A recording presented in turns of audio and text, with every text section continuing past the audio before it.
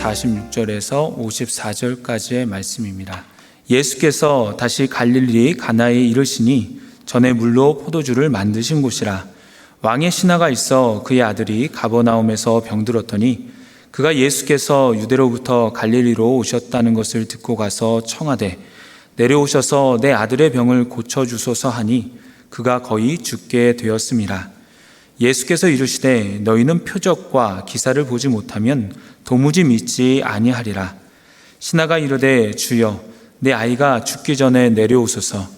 예수께서 이르시되 가라 내 아들이 살아있다 하시니 그 사람이 예수께서 하신 말씀을 믿고 가더니 내려가는 길에서 그 종들이 오다가 만나서 아이가 살아있다 하거늘 그 낫기 시작한 때를 물은즉 어제 7시에 열기가 떨어졌나이다 하는지라. 그의 아버지가 예수께서 내 아들이 살아있다 말씀하신 그때인 줄 알고 자기와 그 온 집안이 다 믿으니라. 이것은 예수께서 유대에서 갈릴리로 오신 후에 행하신 두 번째 표적이니라. 아멘.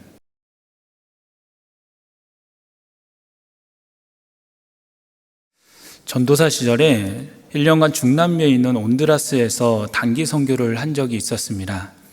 워낙 가난한 나라이다 보니까 도로 정비가 제대로 돼 있지 않았는데요. 전체적으로 울퉁불퉁 돼 있어서 자동차가 빠르게 지나가기가 어려웠습니다. 그 중에서 제일 힘든 것은 곳곳에 구덩이가 많이 파 있었습니다. 마치 자동차 게임을 하다 보면 곳곳에 장애물이 있어서 그 장애물을 피하려면 이리저리 좌우로 움직여야 되는 것처럼 도로에 함정같이 생긴 구덩이들이 참 많이 있었습니다. 보통 지름이 한 30cm에서 1m 정도 되는 구덩이였는데 깊이가 깊은 것도 있었고 얕은 것도 있었습니다. 그래서 전방주시를 하면서 땅 아래까지 잘 살펴보면서 운전해야지 아래를 잘 보지 못하면 자칫 잘못하면 구덩이에 빠져서 바퀴가 빠져서 큰 사고가 날 위험이 있었습니다. 재미있는 건 운전하다 보면 구덩이가 많은 동네를 만나게 되는데 그러면 꼭 젊은 친구들이 구덩이를 흙으로 메우는 신용을 합니다. 운전자들이 그 구덩이가 이제 많은 것을 보면 서행을 하게 되는데 그러면 그들은 차에 가까이 와서 이렇게 우리가 지나가는 차들을 위해서 자발적으로 땅을 메우고 있으니까 돈을 달라고 합니다. 그러면 보통 가기도 하고 어떤 사람은 좀 잔돈을 주기도 하죠.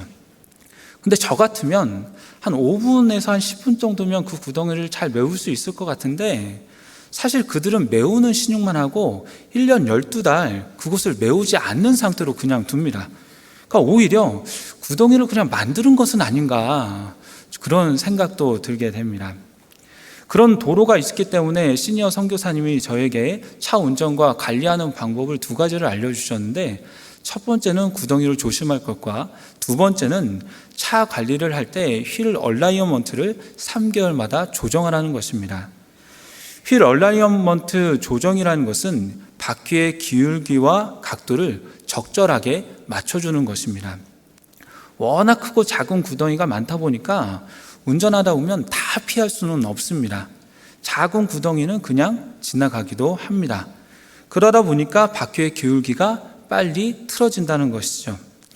그래서 저에게는 이 나라 도로 특성상 3개월마다 주기적으로 휠 얼라이먼트 조정을 해주라고 그래야지 바퀴가 오래 간다고 말해 주었습니다. 여러분 만약 틀어진 것을 주기적으로 조정해 주지 않으면 어떻게 됩니까? 규정이 맞지 않아서 바퀴가 빨리 손상될 것입니다. 또 사고의 위험도 있습니다. 그러기에 주기적인 점검이 필요합니다. 신앙도 이와 같다고 생각을 합니다. 우리가 오랜 기간 교회를 다니고 신앙생활을 하고 있습니다. 또 예배도 정기적으로 드리고 있습니다.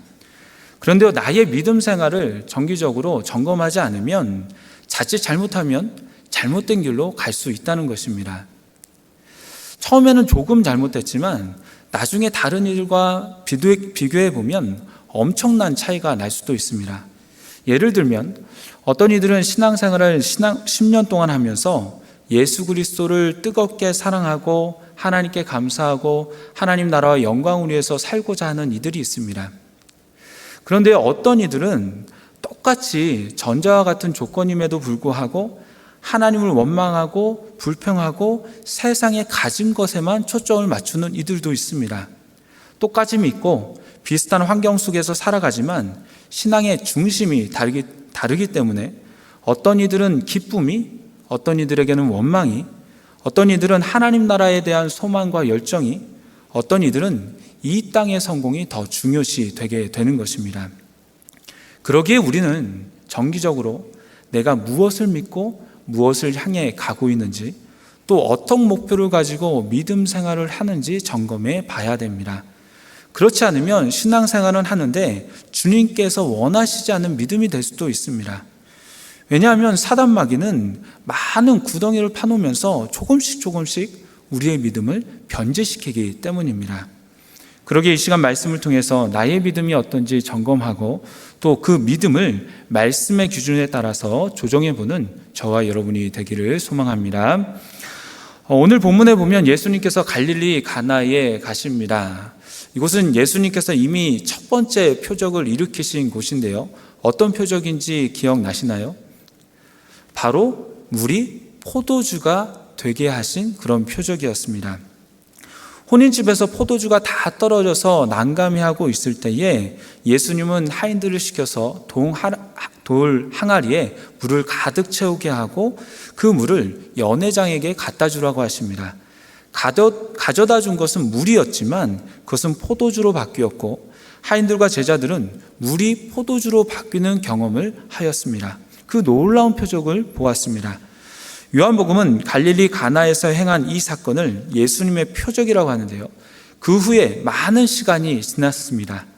무명이었던 예수님은 6월절에 예루살렘의 성전에 올라가셔서 성전 안에서 장사하는 사람들을 내쫓으시면서 성전 청결 사건을 일으키셨고 약 8개월 동안 예루살렘에 머무시면서 수많은 이적을 보이셨기 때문에 그 기간 동안 예수님의 소문은 멀리 퍼져나갔습니다. 또한 예수님을 따르고 믿는 사람들도 많이 있었습니다. 이렇게 유명인이 된 예수님은 예루살렘의 사역을 우선 어느 정도 하시고 다시 갈릴리로 오시는데 첫 번째 표적을 일으키셨던 갈릴리 가나에 다시 오신 것입니다. 예수님은 주로 예루살렘에서 이적을 보이셨지만 갈릴리 사람들도 이미 예수님을 많이 알고 있었습니다. 왜냐하면 명절 때 예루살렘을 다녀온 사람들이 예수님을 알고 또 이리저리 소문을 내고 다녔기 때문에 비록 예루살렘과 갈릴리가 거리상으로는 꽤 많이 떨어져 있었지만 예수님이 어떤 분인지 그 소문에 민감한 사람들은 잘 알고 있었습니다. 그렇게 예수님이 갈릴리 가나에 다시 나타나셨을 때에 이미 유명인이었던 예수님의 소문을 듣고 왕의 신하가 찾아옵니다. 당시 갈릴리는 분봉왕 헤롯 안티파가 통치하고 있었습니다. 왕의 신하라고 소개를 하는 것으로 보아서 말단의 신하라기보다는 그래도 어느 정도 지위가 있고 힘이 있는 신하로 보입니다. 근데 그에게 아무리 권세가 있고 능력이 있다고 하더라도 문제 앞에서는 어쩔 수 없었습니다. 예수님을 찾아올 때에 문제를 가지고 옵니다. 그 문제는 그의 아들이 병들었다는 것입니다. 보통 아프면 의사를 찾아가죠. 왕의 신하가 거주하는 가버나움에도 사람들이 인정하는 의사가 있었을 것입니다. 하지만 의사에게 가봐도 소용이 없었습니다. 좋다는 약을 써봐도 효험이 없었습니다. 그래서 그는 마지막 수단으로 예수님을 찾아갑니다. 그래서 예수님께 이렇게 청합니다. 내 아들의 병을 고쳐 주옵소서. 이 아들의 병이 얼마나 심각했냐 하면은 47절 마지막 부분에 보니까 그가 거의 죽게 되었다라고 밝히고 있습니다. 죽음 직전인 것이죠. 그러자 예수님께서 이렇게 말씀하십니다. 48절입니다. 예수께서 이르시되 너희는 표적과 기사를 보지 못하면 도무지 믿지 아니하리라. 이 구절을 세번역 성경은 이렇게 표현합니다. 예수께서 그에게 말씀하셨다. 너희는 표징이나 기이한 일을 보지 않고는 결코 믿으려고 하지 않는다. 예수님의 말씀에는 무언가 답답함이 느껴집니다. 너희는 도대체 왜 기적을 보지 않고는 믿지 않는 것이냐? 그의 믿음 없음을 지적하고 있는 것이죠. 그런데요, 사실 이 왕의 신하 아버지에게 믿음이 있었습니까? 없었습니까? 믿음이 있었습니다. 어떤 믿음이었습니까? 예수님이라면 내 아들의 병을 고쳐주실 것이라는 믿음이 있었습니다. 그렇기 때문에 가버나움에서 가나까지 뛰어서 온 것입니다. 가버나움과 가나는 약 34km 떨어진 거리입니다. 꽤 먼 거리입니다. 전혀 가까운 거리가 아닙니다. 그런데 이 거리를 걸어왔든 뛰어왔든 말을 타고 왔다는 것은 예수님에 대한 믿음이 있기 때문에 가능한 것이었습니다. 더군다나 그는 고위 관리였기 때문에 부리는 하인들도 있었습니다. 그러기에 충분히 하인을 시켜서 예수님을 모셔올 수도 있었습니다. 그런데 직접 예수님을 찾아오고 예수님을 집에 모셔서 아들의 병을 고치고자 한 것은 그만큼 간절하게 예수님을 찾았으며 예수님이 오셔야지만이 병을 고칠 수 있다는 그런 믿음이 있었기 때문에 그가 예수님을 찾은 것이었습니다. 그런데 예수님은 이 왕의 신하에게 단호하게 말씀하시는 거예요. 너희는 표적과 기사를 보지 못하면 도무지 믿지 않는구나. 그에게는 아직 믿음이 없다는 것입니다. 당신이 믿음이라고 생각하는 그것은 아직 믿음이 아니라는 것입니다. 사실 이 부분이 이해가 안 가는 것입니다. 예수님이 만약에 그동안 병자들을 고치지 않으셨더라면 누구도 예수님이 병 고치고 죽은 자를 살리는 분임을 알지 못했습니다. 하지만 예수님은 그동안 예루살렘에서 병자를 많이 고쳐주셨습니다. 요한복음 2장 23절에 보면 이렇게 기록되어 있습니다. 6월절에 예수께서 예루살렘에 계시니 많은 사람이 그의 행하시는 표적을 보고 그의 이름을 믿었으나, 세례요한은 세례만 베풀었지만 예수님은 세례도 베푸시면서 많은 병자들을 고쳐주셨습니다. 많은 기적을 베풀어 주셨습니다. 그 소문을 듣고 많은 사람들이 찾아왔습니다. 그렇기 때문에 왕의 신하도 찾아온 것이죠. 그런데 오늘 본문의 예수님의 말씀을 보면 표적을 보고 저분은 병을 고칠 수 있는 분이야 라고 믿는 믿음은 뭔가 부족하다라고 느껴지는 것 같습니다. 왜 예수님은 이런 말씀을 하셨을까? 그렇게 생각을 해본다면 오늘 본문 바로 윗부분에서 단서를 찾을 수가 있습니다. 43절 한번 보겠습니다. 이틀이 지나면 예수께서 거기를 떠나 갈릴리로 가시며 라고 되어 있죠. 사마리아 여인을 만나고 사마리아에서 복음을 전하시고 이틀을 유하신 후에 갈릴리로 가셨습니다. 그때 갈릴리 사람들의 반응이 어떻습니까? 45절에 보니까 갈릴리에 이르심에 갈릴리인들이 그를 영접하니 이는 자기들도 명절에 갔다가 예수께서 명절 중 예루살렘에서 하신 모든 일을 보았음이더라. 예수님은 갈릴리에 가시자마자 갈릴리 사람들에게 환영을 받으셨습니다. 많은 사람들이 예수님을 기적을 보았기 때문이었습니다. 그런데 예수님은 44절에서 사람들의 이러한 반응과는 전혀 다른 말씀을 하십니다. 우리 44절인데요. 우리 한번 같이 읽어보겠습니다. 시작. 친히 증언하시기를 선지자가 고향에서는 높임을 받지 못한다 하시고, 작게 봤을 때는 나사렛이 예수님의 고향이지만 넓게 봤을 때는 갈릴리도 예수님의 고향입니다. 나사렛은 갈릴리에 속해 있는 지역이었기 때문입니다. 예를 들면 영등포에서 태어났다고 할 때 나는 영등포에서 태어났다라고, 나는 영등포가 고향이다라고 말할 수 있지만 넓게 봤을 때는 나는 서울 사람이다, 나는 서울이 고향이다라고 말하는 사람도 있습니다. 그렇게 본다면 예수님도 갈릴리가 고향이다라고 말할 수 있을 것입니다. 그런데 현상은 갈릴리 사람들이 예수님을 환영했는데 예수님이 보시기에는, 예수님이 느끼시기에는 고향에서는 높임을 받지 못한다라고 하셨습니다. 분명히 환영을 했는데 예수님은 이들은 아직 나를 알지 못하고 모른다라고 하시는 것입니다. 왜 예수님은 이렇게 느끼셨을까요? 그리고 왜 예수님은 이러한 말씀을 하셨을까요? 그것은 갈릴리 사람들이 예수님께서 베푸는 기적만 보았기 때문입니다. 예수님의 말씀을 듣고 예수님이 하나님의 아들이야, 예수님은 그리스도야, 구원자야 라고 생각한 것이 아니라 그저 신기한 일을 하는 마법사나 병을 고치는 의사 정도로만 생각했기 때문입니다. 그런 면에서 볼 때 왕의 신하의 믿음 역시 여느 갈릴리 사람과 다르지 않았습니다. 겉으로 드러난 표정만 보았기 때문에 왕의 신하는 예수님이 병을 고쳐주시는 분인 것은 알았습니다.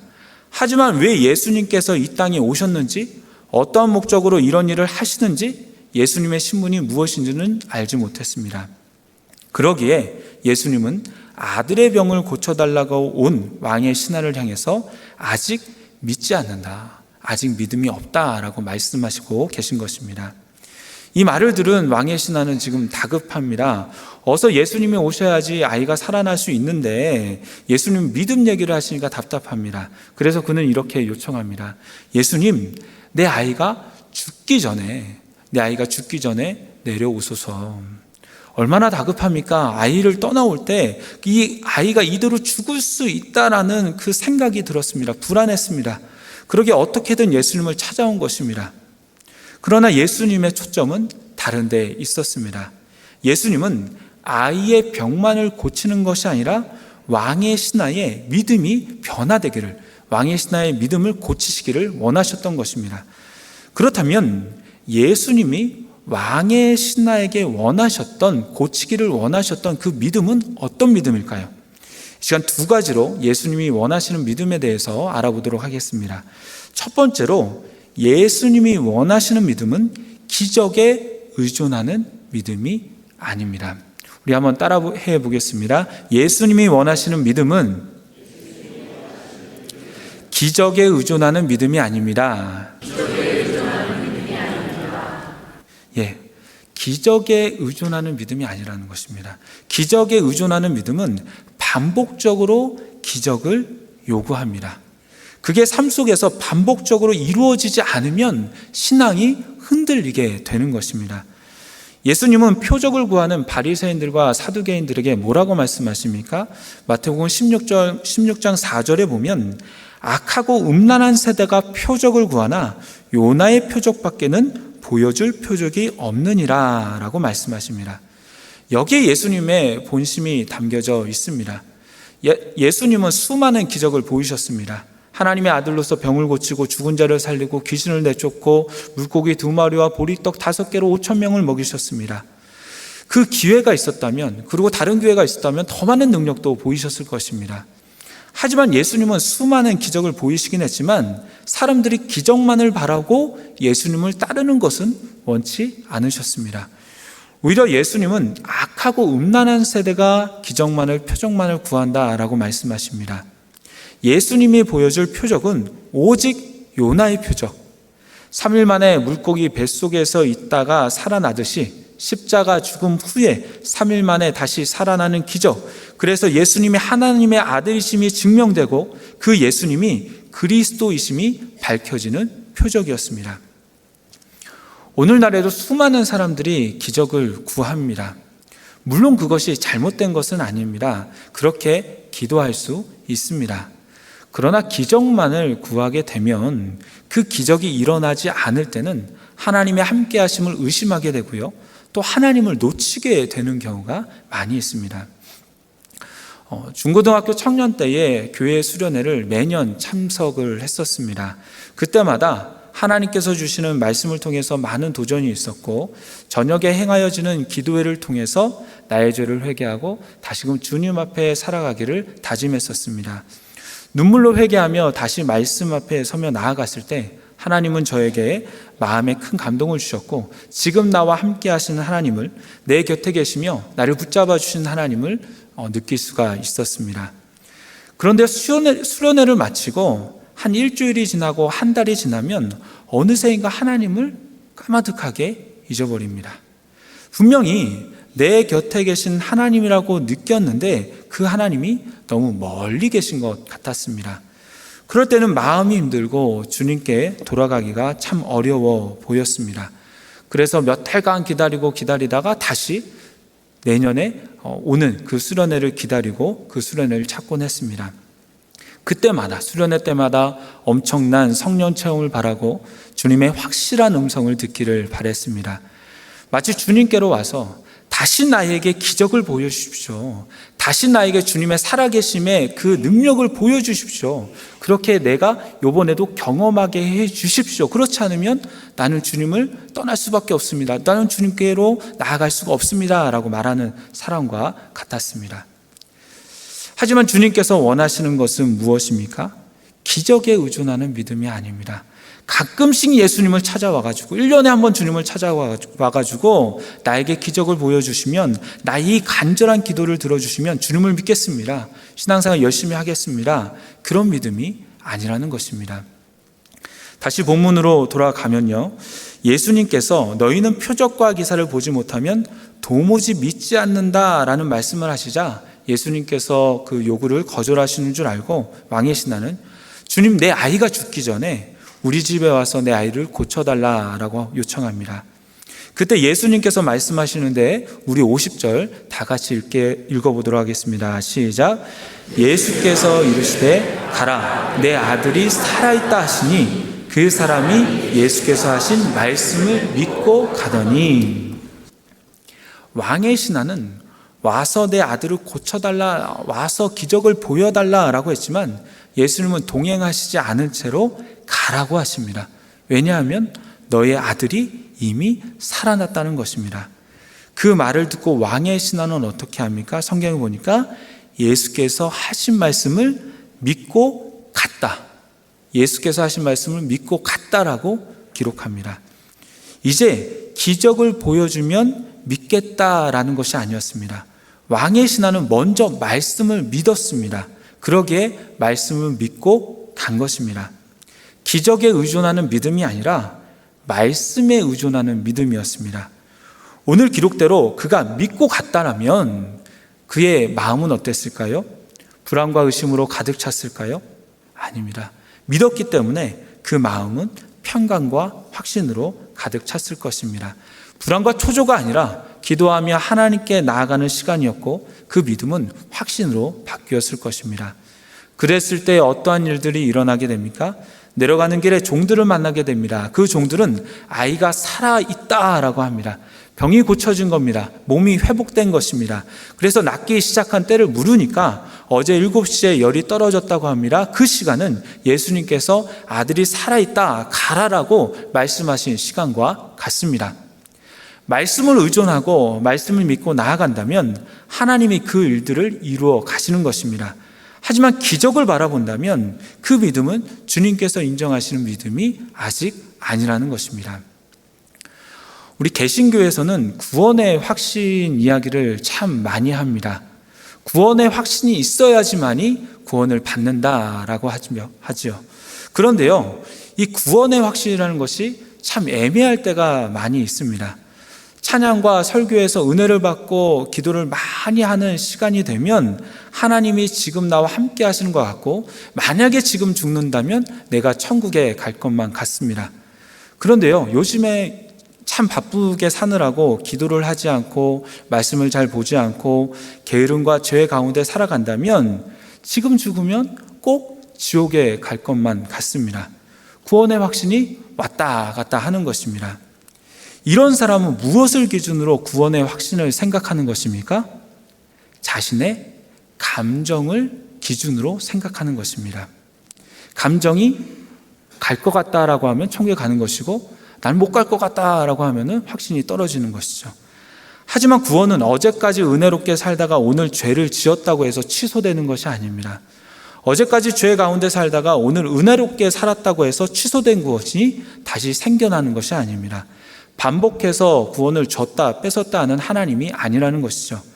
그렇다면 우리는 어떻게 해야지 구원의 확신을 가질 수가 있을까요? 그리고 어떤 사람이 구원의 확신을 가지는 사람입니까? 제일 확실한 방법은 기록된 말씀을 믿는 것입니다. 요한복음 3장 16절에서 성경은 분명하게 말씀하고 있습니다. 하나님이 세상을 이처럼 사랑하사 독생자를 주셨으니 이는 그를 믿는 자마다 멸망하지 않고 영생을 얻게 하려 하심이라. 예수님을 믿는 자는 구원을 받고 영생을 얻는다고 말씀하셨습니다. 기적이 표적이, 성령 체험이, 은혜의 경험이, 나의 선한 행동이, 나의 감정이 구원을 좌지우지하는 것이 아니라 예수님을 향한 믿음이 구원을 얻게 한다는 것입니다. 그리고 이것은 이 말씀을 믿을 때에만이 가능한 것입니다. 말씀을 믿지 않고 성령 충만이나 감정에 매이면 구원의 확신이 왔다 갔다 하게 됩니다. 하지만 기록된 말씀을 믿고 나아간다면 어제나 오늘이나 흔들리지 않는 믿음을 갖게 된다는 것입니다. 예수님께서 기적을 보여주시기 전에 살아있으니 가라라고 하신 것은 이 사람이 기적 이전에 말씀을 믿기를 원하신 것입니다. 그 믿음을 갖기를 바라신 것입니다. 왜냐하면 기적보다 말씀을 믿는 믿음이 더욱더 값진 믿음이기 때문입니다. 사랑하는 여러분, 기적에 의존하는 믿음이 아니라 가끔씩 주님을 찾는 믿음이 아니라 말씀에 기반한 믿음을 갖기를 소망합니다. 비록 눈에 보이지 않고 귀로 들리지 않고 피부에 그렇게 와닿지 않아도 하나님의 말씀을 믿고 나아갈 때 하나님이 우리의 삶을 이끄시며 우리의 삶을 은혜로, 우리의 삶을 기적으로 채워주실 줄로 믿습니다. 두 번째로 예수님께서 원하시는 믿음은 생명을 얻는 믿음입니다. 그리고 생명을 얻는 믿음이란 예수님을 구주로 믿는 믿음입니다. 처음에 왕의 신하가 찾아왔을 때 그가 가지고 있었던 믿음은 예수님이 병자를 고칠 수 있다는 그런 치료의 믿음이었습니다. 그러니까 좋은 의사를 만났다는 것이죠. 좋은 의사에 대한 믿음이었습니다. 그는 예수님을 최고의 의사로 보았고 그런 기적을 일으킬 분으로 알았습니다. 하지만 예수님은 만약에 표적과 기사를 보지 못한다면 도무지 믿지 않는다라고 말씀하십니다. 이 말은 내가 너의 자녀를 고쳐주지 않는다면 너는 나를 믿지 않을 것이다 라고 말하는 것과 같습니다. 맞는 말이죠. 왕의 신하는 아들의 병을 고치려고 찾아왔기 때문에 만약에 예수님께서 그 아들의 병을 고쳐주시지 않는다면 아마 예수님을 믿지 않을 것입니다. 예수님을 다시 찾아오지도 않을 것입니다. 만약 내가 힘든 문제가 있어서 교회에 나왔고 그것 때문에 예수님을 찾아왔고 기도했는데 그 문제가 해결되지 않으면 이제 다시는 교회를 찾지 않고 예수님을 믿지 않겠다라고 하시는 분들이 종종 있습니다. 신방을 가보면 여러 가지 이유로 교회를 다니다가 안 다니는 경우를 보게 됩니다. 자녀가 열심히 공부해서 대학 입시를 위해서 기도했는데 잘 안 돼서 하나님께 실망하고 재수하면서부터 교회를 안 다니게 되었다는 겁니다. 또 취업이나 사업을 위해서 기도했는데 생각보다 잘 안 돼서 교회를 떠나는 경우도 보게 됩니다. 왕의 신하도 처음에는 이러한 믿음이었습니다. 하지만 예수님은 병을 고치시는 데만 집중하는 믿음이 아니라 그 믿음이 생명으로 나아가기를 바라셨습니다. 그래서 50절에 말씀을 믿고 가더니 라고 하는데 50절의 믿음은 예수님의 말씀을 믿은 것입니다. 그러니까 1차의 변화가 일어나게 된 것이죠. 그 다음에 아들의 병이 나은 것을 알고 두 번째 믿음의 변화가 일어나는데요. 53절입니다. 우리 53절 같이 읽겠습니다. 시작. 그의 아버지가 예수께서 내 아들이 살아있다 말씀하신 그때인 줄 알고 자기와 그 온 집안이 다 믿으니라. 아멘. 50절의 믿음이 말씀에 대한 믿음이었다면 53절의 믿음은 예수님 그 자체에 대한 믿음입니다.